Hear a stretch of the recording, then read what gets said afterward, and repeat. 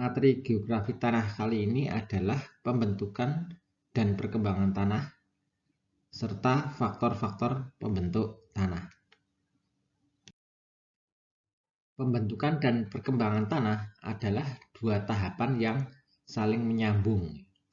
Pertama diawali dengan pembentukan yang kita kenal sebagai pedogenesis, yaitu mengubah bahan induk menjadi bahan tanah. Secara wujud ada pengubahan wujud dari masif menjadi hancur. Yang kedua adalah perkembangan atau morfogenesis. Morfogenesis ini adalah penyusunan bahan tanah menjadi tubuh tanah dengan morfologi dan organisasi tertentu. Ini pengubahan yang terjadi adalah menimbulkan adanya perlapisan yang kita kenal sebagai horizonisasi. Jadi menjadi tanah adalah ketika bahan alam tadi telah mengalami proses horizonisasi. Nah, kedua kegiatan aktivitas ini, tahap pembentukan dan perkembangan, merupakan peristiwa epimorfik. Bisa kita lihat dari gambar ini, ada dua kelompok yaitu pembentukan pedogenesis dan perkembangan morfogenesis. Di bagian pedogenesis kita bisa melihat bahwa bahan induk yang masif kemudian mengalami proses pelapukan. Faktor utama adalah adanya pemanasan dari matahari dan adanya hujan yang bersumber dari curah hujan. Matahari dan air di permukaan menumbuhkan adanya tumbuhan perintis, kemudian bagian atas yang mengalami kontak langsung dengan air maupun pemanasan, dia akan mengalami proses penghancuran batuan, penghancuran bahan induk. Nah, ini yang disebut sebagai alih rupa. Jadi ada perubahan wujud dari yang sebelumnya masif kemudian menjadi hancuran karena adanya pengaruh lingkungan. Dalam hal ini adalah vegetasi perintis, dia bisa tumbuh karena adanya pasokan curah hujan maupun penyinaran dari matahari. Kemudian untuk perkembangan atau morfogenesis kita akan bisa lihat bahwa vegetasi akan semakin maju semakin tinggi kemudian dia juga mengalami proses pelapukan yang semakin ke bawah secara vertikal. Nah, inilah yang disebut sebagai alih tempat Alih tempat di sini maksudnya adalah pembentukan pelapisan-pelapisan Jadi pelapisan-pelapisan ini adalah semakin ke atas itu semakin lebih lunak. Yang di bawah masih masif Nah, ini yang kita kenal sebagai horizonisasi. Jadi kalau kita lihat bahwa perkembangan atau morfogenesis tanah adalah berupa horizonisasi. Bisa kita lihat wujud perlapisannya. Sementara yang pedogenesis ini lebih dari perubahan dari keras ke hancuran. Dan ini belum menimbulkan perlapisan atau horizonisasi. Kita lihat di sini apa penyebab pembentukan atau pedogenesis maupun perkembangan atau morfogenesis. Penyebab dari pembentukan pedogenesis tanah pertama kita lihat adalah pelapukan. Nah, pelapukan nanti kita akan bahas sedikit lebih detail Ini berbicara adanya perubahan secara fisik secara kimia dari wujud yang keras kemudian menjadi yang lebih lunak. Kemudian ada yang kita sebut sebagai neoformasi mineral. Neoformasi mineral ini adalah perubahan dari mineral perubahan mineral misalnya lempung hasil pelapukan dari mika. Kemudian ada juga lempung hasil pelapukan dari silika. Jadi ada silika, ada mika ataupun mineral yang lainnya kemudian berubah wujud menjadi lempung. Ini yang kita sebut sebagai neoformasi mineral. Faktor yang lainnya adalah dekomposisi bahan organik. Dekomposisi itu merupakan proses penguraian. Jadi dekomposisi bahan organik adalah proses penguraian bahan organik menjadi bagian atom ya, yang lebih sederhana, ya. Bagian molekul yang lebih sederhana. Ya. Kemudian ada humifikasi. Humifikasi sebenarnya proses pembentukan humus. Jadi dari bahan organik tadi ya, kemudian mengalami proses yang lebih lanjut ya. Proses humifikasi ini ya, kemudian menjadi wujud akhirnya berupa humus. Ya. Kemudian faktor pembentukan agregat. Nah, agregat tanah adalah wujud ya, gumpalan-gumpalan dari sebuah massa kecil tanah. Ini yang nantinya akan bisa kita lihat ya ketika kita melakukan pengaayaan gitu. Jadi gumpalan yang masif ya, yang kemudian saling mengikat. Kalau gumpalan-gumpalan ini kita ayak ya, nanti akan terpisahkan, ya, akan menjadi wujud-wujud yang sifatnya menggumpal. Ya. Kemudian pertukaran ion. Nah, pertukaran ion ini ya, ini merupakan suatu larutan elektroniknya dengan sebuah kompleks ya. Jadi ada sebuah larutan elektronik yang sifatnya tunggal ya. Kemudian ada sebuah kompleks kumpulan dari ion ini larutan ion yang lainnya ya, larutan elektronik yang lainnya. Misalnya Ca plus ya, plus ganda ya, yang tunggal ya, kemudian bertemu dengan kompleks antara SO3 minus dengan Na plus. Nah, nanti kita bicarakan lebih detail di kimia, sifat kimia. Kemudian proses redox. Redox itu adalah perubahan bilangan ya, oksidasi atom karena reaksi kimia.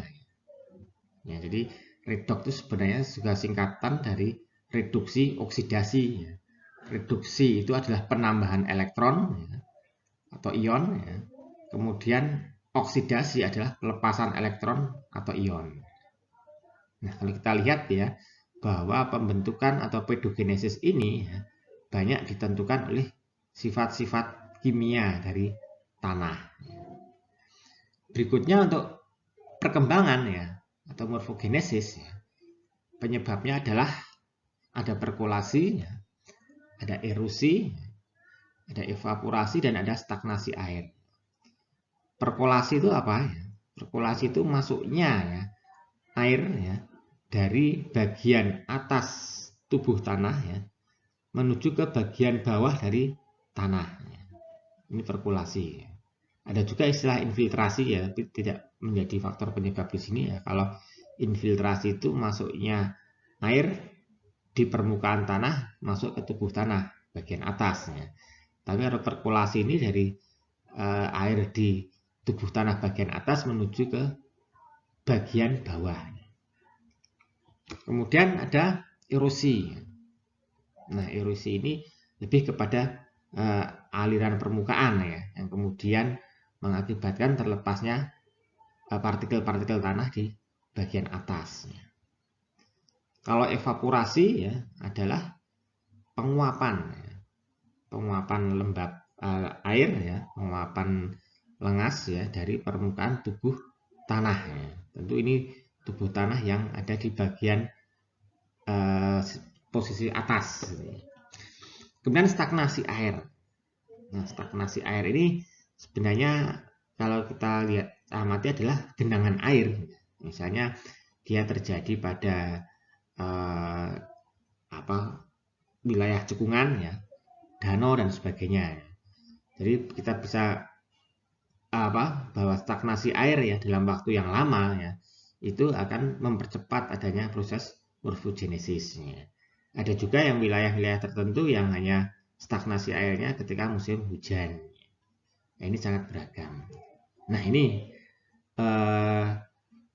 faktor-faktor ya penyebab pedogenesis dan morfogenesis. Nanti kita bisa lihat secara garis besar ya di sifat-sifat fisik, ya, sifat-sifat kimia, sifat-sifat biologi terkait faktor-faktor ini. Berikut bisa kita lihat proses mikromorfogenesis. Ya. Jadi ini kita lihat ya secara spesifik ya di tanah ya. Pertama kita lihat ada penambahan, ya. Penambahan ion, penambahan senyawa terlarut, ya. Kemudian bahan-bahan tersuspensi lewat hujan, ya. Bahan organik, debu, gas. Ya. Ini merupakan faktor-faktor lingkungan ya, yang mempengaruhi tanah. Ya. Jadi proses morfogenesis maupun pedogenesis itu sebenarnya yang paling dominan adalah faktor lingkungan ya, lingkungan di mana tanah tersebut ada. Ya. Kemudian ketika ada penambahan di atas permukaan tanah ya, ada beberapa yang mengalami penyingkiran. Nah, penyingkiran ini terjadi karena adanya proses erosi tadi. Ya. Kemudian limpasan. Limpasan ini itu juga proses erosi yang mengangkut ya, bahan-bahan organik, lempung, senyawa ya, yang larut ya. Jadi ketika air ya ataupun angin yang mengenai permukaan tanah ya, kemudian terjadi penyingkiran ini.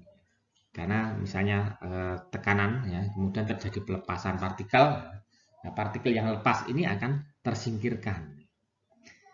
Kemudian ada yang masuk ke tubuh bagian atas. Nah, di sini akan terjadi perubahan ragam ya, dari bahan organik ya menjadi humus ya, dari yang kita sebut sebagai humifikasi.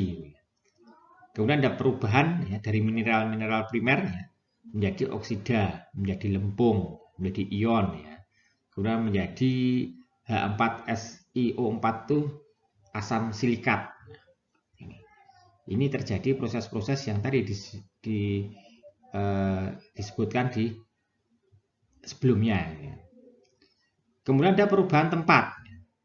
Perubahan tempat itu adalah akibat dari perkolasi tadi. Ya, perkolasi tadi ada bagian humus, ya, lempung, ion, ya, asam silikat yang kemudian masuk ke bagian bawah, ya, ke bagian bawah. Ya. Bagian bawah artinya ke tubuh tanah bagian bawah air, bagian di atas, ya, di atas air tanah. Kemudian ada juga yang posisinya berubah tempat pada posisi tersebut. Nah, ini nanti yang berkembang, misalnya ada horizon E dan sebagainya ya. Ini merupakan akumulasi dari ion, dari asam silikat ya, yang tidak larut ke bawah. Gitu. Jadi dia bertahan di batas bawah tanah. Ya. Dia bertahan di bawah batas bawah tanah ya. Karena ada juga yang kemudian larut ke bagian bawahnya lagi.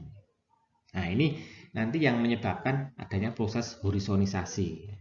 Jadi faktor-faktor ini ya, dan juga proses seperti penambahan, penyingkiran, perubahan ragam ya, ini yang nantinya akan menentukan bagaimana tanah terbentuk horizon-horizon. Ini yang nanti akan kita pelajari juga di sifat fisika, kimia, dan biologi. Tadi saya sampaikan ya, proses pedogenesis dan morfogenesis yang saling menyambung itu disebabkan oleh faktor epimorfik. Apa itu epimorfik? Ya? Epimorfik adalah pelapukan. Nah, pelapukan, ya. Kejadian epimorfik ya dikendalikan ya, faktor lingkungan, ya. Terutama iklim dan vegetasi yang berasosiasi dengan iklim. Karena vegetasi ini ya, pertumbuhannya itu dipengaruhi oleh iklim. Karena berkaitan dengan iklim, maka kita kenal sebagai pelapukan. Ya. Dan dalam bahasa Inggris, weathering itu adalah pelapukan. Pelapukan adalah proses berubahnya sifat fisik dan kimia batuan di permukaan atau dekat permukaan bumi tanpa perpindahan material. Jadi pelapukan ini perubahan tanpa perpindahan material. Ya, kalau erosi itu ada perpindahan, tapi kalau pelapukan tanpa perpindahan. Kita lihat jenis-jenis pelapukan. Pertama pelapukan fisik ya. Apa itu pelapukan fisik ya? Itu pecahnya batuan ya, menjadi berukuran kecil ya, tanpa perubahan komposisi kimia. Jadi ini wujudnya terjadi penghancuran ya, dari yang sifatnya masif ya, kemudian berubah ke yang lebih kecil ya, pecah-pecah ya. Yang kedua adalah pelapukan kimia. Pelapukan kimia adalah perubahan komposisi kimia ya, sehingga menghasilkan mineral sekunder. Jadi di sini ada komposisi kimianya yang berubah. Yang ketiga adalah pelapukan biologi. Nah, pelapukan biologi ini merupakan kombinasi fisik dan kimia yang dipicu oleh organisme. Jadi kita tahu ya bahwa organisme itu memiliki kemampuan untuk bergerak di bawah permukaan tanah, di bawah permukaan tanah ya. Pergerakan ini akan menghasilkan rongga-rongga. Di sisi lain, organisme ya, juga memiliki proses metabolisme ya, yang kemudian menghasilkan zat-zat kimia tertentu. Ya. Nah, zat-zat kimia ini ya, kemudian yang akan berperan juga ya, di dalam proses pelapukan kimia. Jadi misalnya kalau tumbuhan ya, akar tanaman ya, itu dia tumbuh dan kemudian membuat rongga-rongga di bawah tanah ya, dengan perkembangan akar ya. Di sisi lain ada proses fotosintesis yang kemudian menghasilkan zat-zat kimia yang akan mendorong proses pelapukan biologi. Demikian juga dengan binatang ya, misalnya cacing ya, dia bergerak di bawah permukaan tanah ya, akan mengakibatkan terbentuknya rongga-rongga ya. Demikian juga proses sekresi dari cacing ya, itu juga akan menghasilkan bahan kimia ya, yang kemudian akan mendorong proses pelapukan biologi. Nah, kalau kita lihat ya, gambar horizon tanah ya, kita lihat horizon tanah itu menunjukkan proses pelapukan tinggi ya, di dekat permukaan tanah. Kemudian semakin ke bawah adalah pelapukan yang rendah ya. Nah, ini bisa kita simpulkan ya, bahwa sebenarnya faktor pelapukan tadi ya, itu adalah faktor yang dekat dengan lingkungan permukaan. Lingkungan permukaan itu ya tadi adanya energi matahari ya, adanya air ya, yang kemudian ini di dekat permukaan bisa menimbulkan ya, adanya kehidupan organisme ya, baik dari tumbuh-tumbuhan maupun binatang. Nah, sehingga proses pelapukan menjadi lebih cepat. Sementara bagian bawah ya, yang tidak kontak langsung dengan faktor-faktor lingkungan ya, itu mengakibatkan pelapukan menjadi lemah.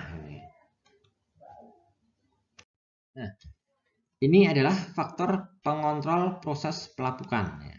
Faktor pengontrol proses pelapukan. Kita lihat dari bagian bawah ya. Bawah ada bahan induk ya, kemudian aktivitas organik ya, topografi dan iklim. Nah, 4 faktor ini menjadi pengontrol ya, proses pelapukan ya.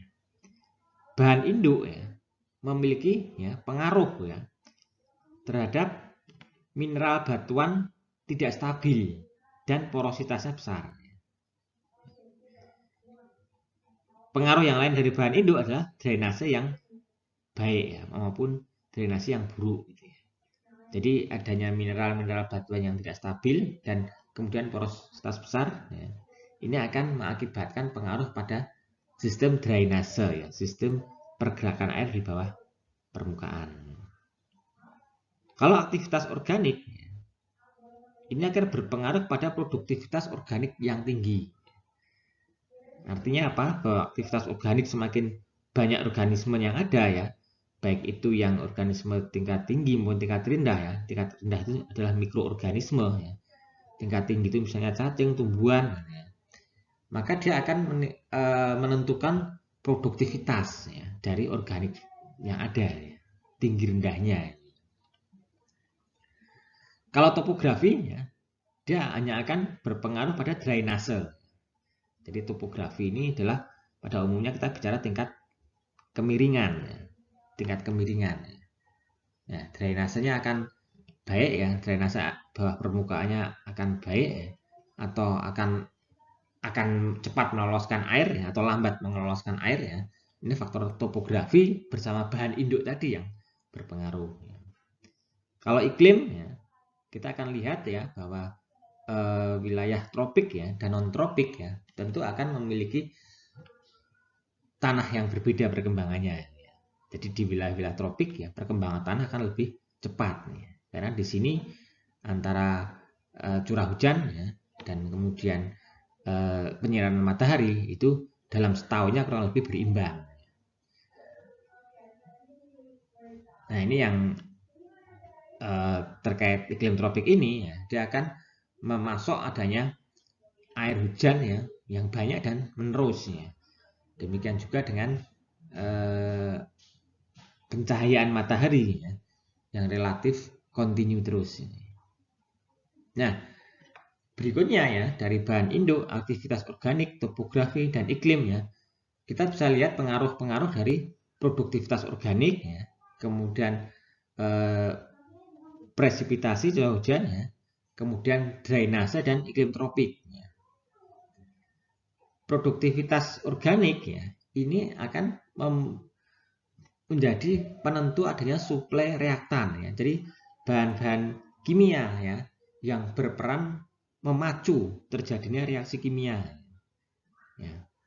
Nah ini yang jadi tadi aktivitas mikroorganisme misalnya di dalam tanah ya, maka dia akan menghasilkan bahan-bahan kimia seperti H2O, CO2, O2 ya. Ini yang akan menjadi faktor ya, terjadinya reaksi-reaksi di dalam tanah. Semakin banyak mikroorganisme, produktivitas semakin tinggi. Semakin tinggi produktivitas, maka suplai reaktan akan semakin tinggi juga. Nah, selain dari produktivitas organik ya, suplai reaktan ditentukan juga adanya air. Ya. Jadi presipitasi yang banyak dan menerus ini kemudian bertemu dengan produktivitas yang tinggi pada organik ini akan menjadikan suplai reaktan menjadi banyak. Nah air ya, air hujan ya, presipitasi yang banyak dan menerus ini ya di daerah tropis ya, ini juga berperan di dalam pemindahan bahan terlarut secara baik. Ya. Nah, semakin banyak airnya maka pemindahan akan semakin cepat ya. Pemindahan itu dari mana ya? Dari tadi proses infiltrasi dari permukaan ke bawah permukaan ya. Kemudian proses perkolasi ya, dari bagian tubuh bagian atas ke tubuh bagian bawah ya. Nah, ini ketersediaan air menerus ini tentu akan sangat berpengaruh nantinya di faktor-faktor yang lainnya.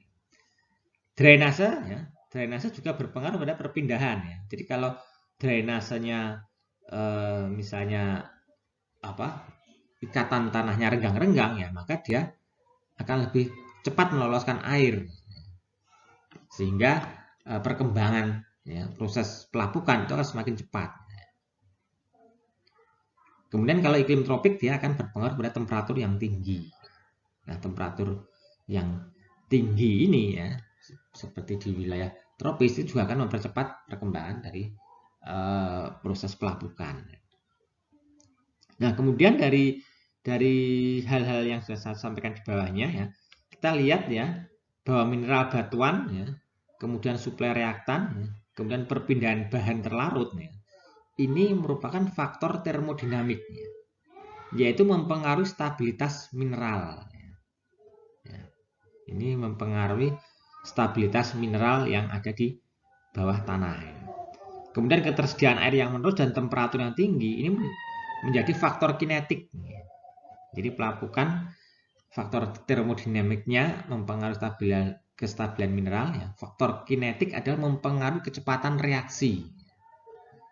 Ini faktor kinetiknya. Jadi ada dua faktor pengontrol ini ya, termodinamik dan faktor kinetik ya. Ini yang akan menentukan cepat lambatnya proses pelapukan. Untuk di daerah tropis ya, kondisi ini relatif cepat ya, termodinamikanya ya, maupun faktor kinetiknya ya. Sehingga perkembangan tanah di wilayah tropik itu akan lebih cepat dibandingkan wilayah-wilayah yang non tropik. Selanjutnya kita akan membahas faktor pembentuk tanah. Di dalam definisi tanah, yang dulu sudah pernah kita bahas ya, itu ada kata-kata iklim, organisme, topografi, bahan induk, dan waktu. Jadi sebenarnya tanah merupakan fungsi ya, yang dibentuk dari iklim, organisme, topografi, bahan, dan waktu. Kita lihat satu persatu. Pertama, iklim. Iklim berpengaruh terhadap perkembangan profil tanah. Ini sangat dipengaruhi oleh curah hujan dan temperatur. Jadi curah hujan dan temperatur tadi, kemudian dia akan menumbuhkan vegetasi. Nah, ini yang mengakibatkan terjadinya proses morfogenesis. Kemudian iklim mempengaruhi jumlah bahan organik. Jadi ketika tadi sudah berperan menumbuhkan organisme di tanah menumbuhkan dan mengembangbiakkan organisme di tanah maka pasokan bahan organik akan meningkat karena proses bekerjanya organisme di dalam tanah juga akan maksimal. Nah, ini juga akan mempengaruhi berakibat pada proses pelapukan dan pembentukan lempung. Lempung itu adalah produk dari hasil pelapukan yang sudah sangat intensif yang sudah sangat lama berlangsungnya perkembangan tanah tadi. Selain itu juga meningkatkan nilai tukar kation. Nah, ini kita bahas apa itu nilai tukar kation Yang jelas ini adalah terkait dengan kimia tanah. Berikutnya adalah mempengaruhi tipe-tipe mineral lempung. Jadi berbagai tipe mineral lempung itu dipengaruhi oleh perkembangannya itu sangat dipengaruhi oleh masalah iklim masalah hujan, masalah panas dan sebagainya, suhu. Berikutnya adalah jasad hidup atau organisme Ini yang pertama berpengaruh terhadap siklus hara Nah, kalau kita mengenal dalam siklus biologi ataupun siklus mineral itu banyak yang akan mempunyai kaitan dengan tanah. Yang terkait dengan siklus hara misalnya sisa tumbuhan yang jatuh kemudian dikonsumsi oleh binatang-binatang yang ada di dalam tanah kemudian binatang tanah kemudian yang mati yaitu akan urai oleh mikroorganisme kemudian hasil dari produk urean mikroorganisme ini nanti itu akan dimanfaatkan oleh akar tanaman untuk sebagai sumber nutrisi juga bagi tanaman. Nah, nanti juga tanaman yang kemudian bagian-bagian tanaman yang mati jatuh di atas tanah ini akan menjadi dikonsumsi bagi binatang yang ada di tanah. Nah, ini membentuk sebuah siklus Siklus itu terus berlangsung di dalam tanah tadi. Demikian juga dengan misalnya siklus mineral yang lainnya misalnya nitrogen Nitrogen bisa masuk ke dalam tanah ketika ada bakteri yang mampu menyerap nitrogen dari permukaan tanah kemudian ditarik ke dalam tanah. Nah, di dalam tanah ini nanti akan dimanfaatkan oleh mikroorganisme maupun binatang-binatang yang kecil lainnya Kemudian tingkat eluviasi dan pencucian. Eluviasi itu adalah pemindahan bahan secara terlarut ataupun suspensi dari lapisan tanah di atas menuju ke lapisan tanah di bagian bawah. Pencucian ini juga jadi pergerakan air yang membawa unsur-unsur yang dari bagian atas ke bagian bawah. Macam dari jasad hidup atau organisme ini bisa kita kelompokkan organisme tingkat tinggi maupun tingkat rendah Tingkat rendah itu yang bersel satu seperti bakteri, cendawan dan sebagainya. Kemudian ada juga serangga tanah, cacing tanah. Demikian juga nantinya dengan akar-akar tanaman. Dia bagian dari jasad hidup atau organisme. Berikutnya adalah topografi. Topografi berpengaruh terhadap perkembangan profil tanah.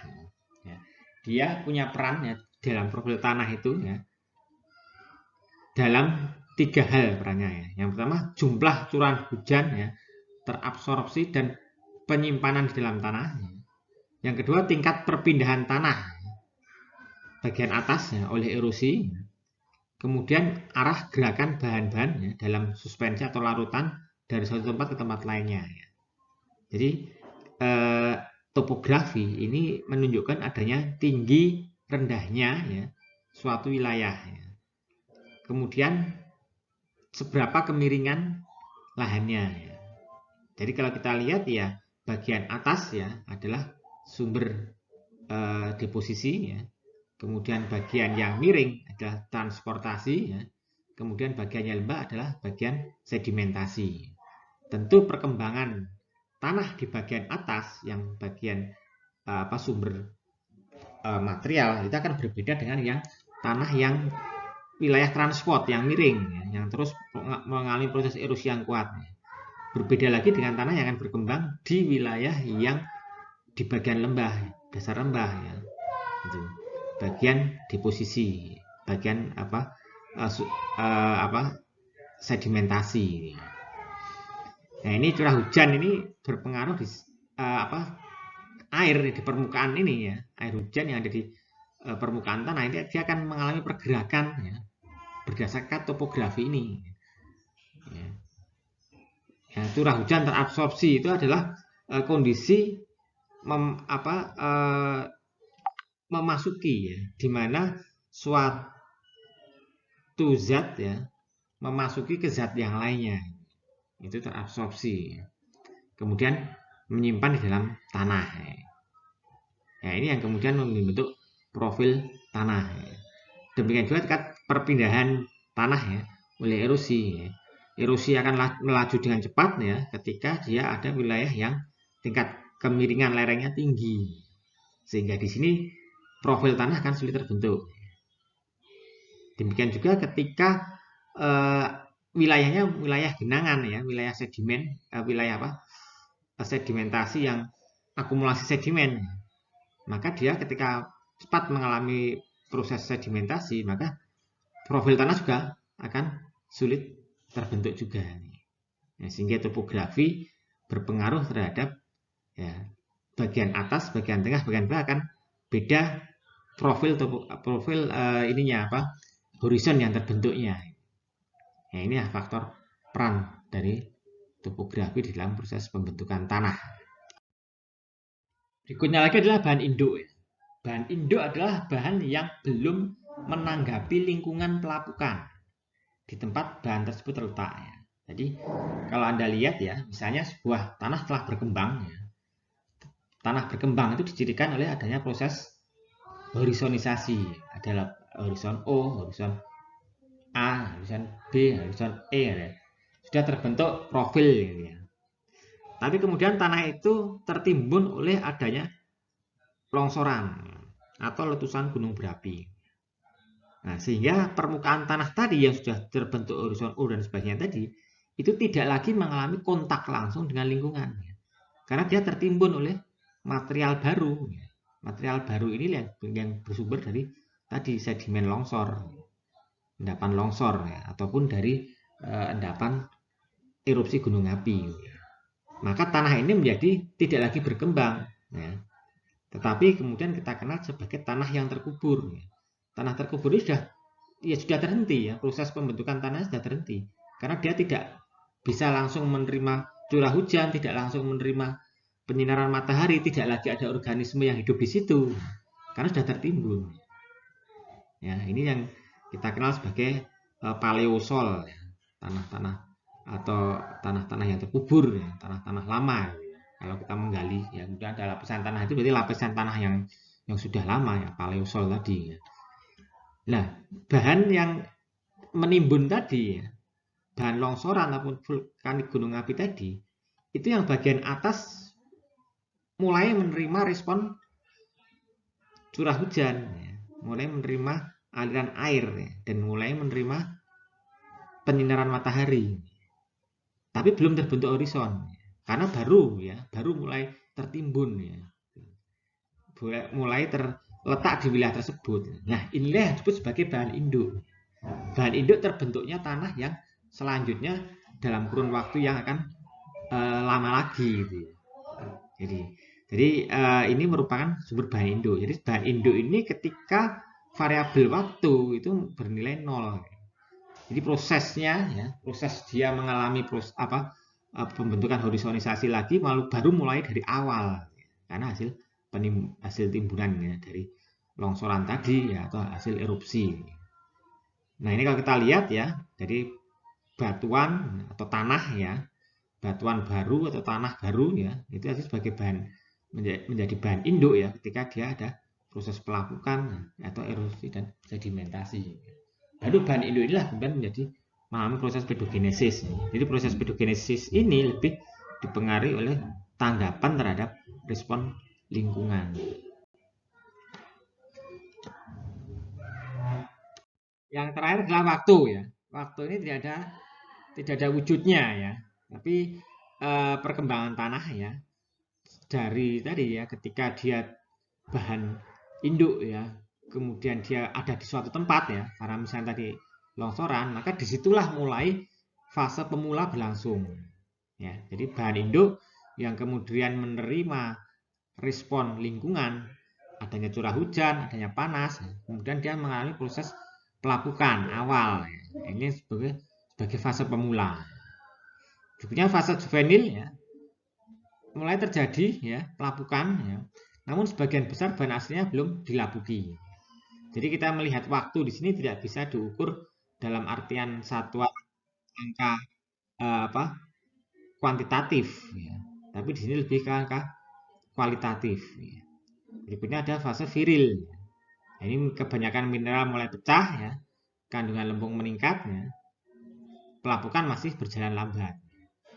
Berikutnya ada fase sinil ya, fase dekomposisi ya, pada fase akhir ya, hanya mineral-mineral tahan lapuk yang masih bertahan. Untuk fase akhirnya adalah perkembangan tanah telah sempurna dan telah melapuk. Nah, ini terkait dengan waktu. Jadi waktu ini dilihat dari kondisi tanahnya ya. Jadi bukan dilihat dari kronologi waktu secara kuantitatifnya, tapi hanya dilihat dari kualitas produksi tanahnya.